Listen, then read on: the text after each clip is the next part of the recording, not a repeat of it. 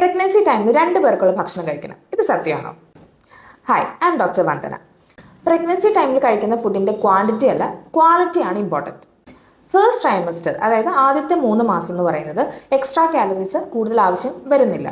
എന്നാൽ second and third trimester എന്ന് പറഞ്ഞാൽ കുട്ടിയുടെ ഗ്രോത്ത് കുറച്ചും കൂടെ നടക്കുന്ന സമയമായതുകൊണ്ട് കൂടുതൽ ന്യൂട്രീഷ്യസ് ഫുഡ്സ് കഴിക്കേണ്ടത് അത്യാവശ്യമാണ്.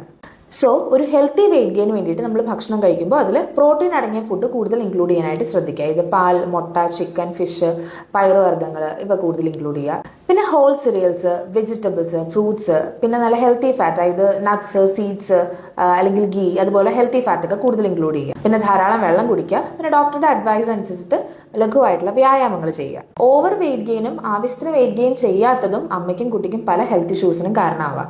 പിന്നെ ബിഫോർ പ്രഗ്നൻസി ഉള്ള അമ്മയുടെ ഓരോ അമ്മമാരുടെയും ബോഡി എന്ന് പറയുന്നത്, അവരുടെ BMI എന്ന് പറയുന്നത് എല്ലാം ഡിഫറെൻ്റ് ആണ്.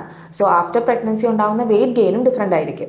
സോ വെയിറ്റ് ഗെയിൻ അല്ല നമ്മുടെ ലക്ഷ്യം, അമ്മയും കുട്ടിയും ഹെൽത്തി ആയിരിക്കുക എന്നുള്ളതിലാണ് കാര്യം.